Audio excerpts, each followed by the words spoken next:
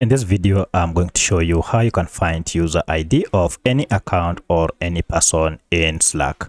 If you find this video helpful, I'll kindly request that you support me by liking the video and also by subscribing to this channel.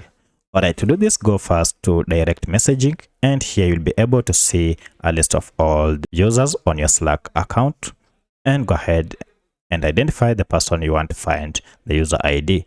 In my case, I want to find user ID for this person, so go ahead and click on the name, and once you have clicked on it, head over here and you'll see these three dots.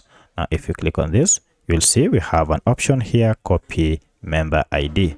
If you click on that, the member ID of this account will be copied, and now you can go ahead and paste it anywhere or share it with any person that you wish, and you can see the member ID is here.